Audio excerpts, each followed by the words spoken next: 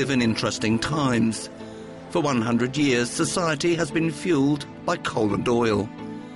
Fossil fuels have enabled us to build an industrial complex awesome in its power and sophistication. Now we have a new challenge, preventing rapid climate change caused by our industrial emissions.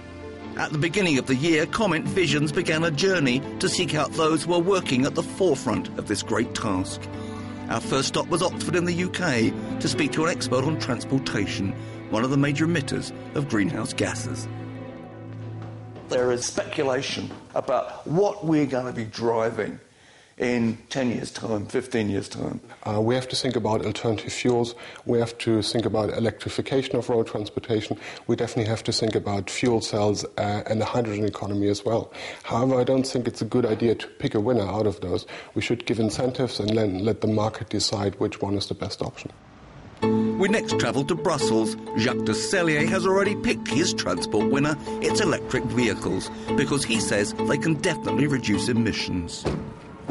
One of the reasons for introducing them is because they save emissions. Do they actually save emissions? It, of course, depends on the way the electricity is produced, because electricity produces emissions. So it depends in which country you are charging. In a country like France or Norway, where the electricity is very low CO2, it's virtually no emission for an electric car. If you take the average European electricity mix, it saves over 50% of the CO2 emission. Denmark is a pioneer of wind energy. Christina Grumstrup Sorensen believes it's an essential part of our future energy mix, with wind parks located offshore. I think offshore is where the big areas that are yet undeployed can be found. So if you build a few turbines here and there, it will not make a big difference in our energy mix. But if you build 630 megawatts, as we do with the London Array project, that's like a real power plant, and it's situated right outside London, close to the consumption, and then it starts to make a lot of sense. Large amounts of renewable energy means we also have to look at our power distribution systems. In Glasgow, UK, we learned how smart grids could change the way we use electricity. So really you're predicting a quite different world in just 30 years' time.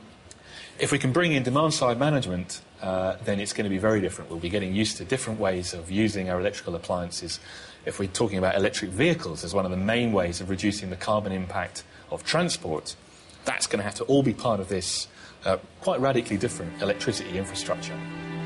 So yeah, it's going to be quite different. The International Energy Agency's Fatih Birol believes we cannot solve the climate change dilemma without international consensus.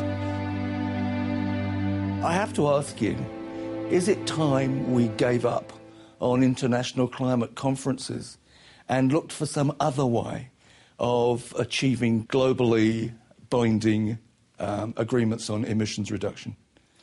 I have three answers to you. Yes, do. No, no, and no.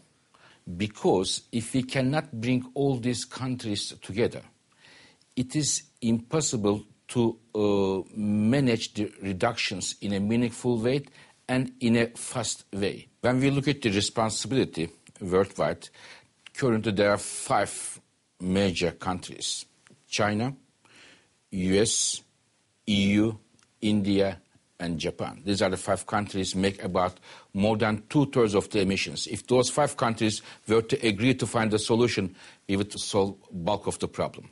Without a major change in the energy sector, we have no chance whatsoever to solve the problem.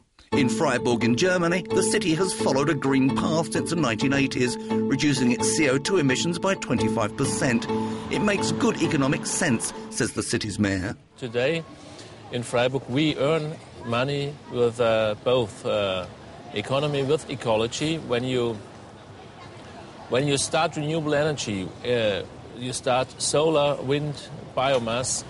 They make jobs, good jobs, and not jobs for the global world, but jobs for here, for Freiburg. And we have a lot of jobs in ecology. It's the main part of our economy today. We have to change our way of living. It's a Western way of living, it's a very comfortable way of living, but it's also a way of wasting a lot of resources. We have to get smarter. One solution to reducing CO2 emissions is to remove them before they get into the atmosphere. We went to the Arctic to interview Malcolm Wilson on carbon capture and storage. We will continue to burn fossil fuels for the foreseeable future. Can we reduce greenhouse gas emissions without carbon capture and storage? I don't believe we can. I think that's an integral part of the whole activity of reducing CO2 emissions. There's no way we're going to move away from fossil fuels over the next probably 5 decades at least. So we need to be able to use those fuels more sustainably, if you like, and that means reducing the CO2 emissions from their use. It was the controversial subject of biofuels that took us to Utrecht in the Netherlands to speak to a world-renowned authority on sustainable energy.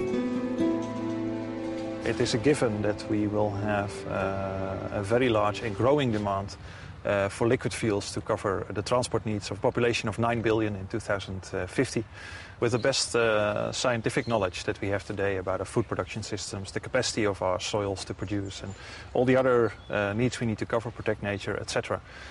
We think combining all that in a sustainable manner, biomass can, in the long run, so we're talking 2050, cover about 1/3 of the future world's energy demand.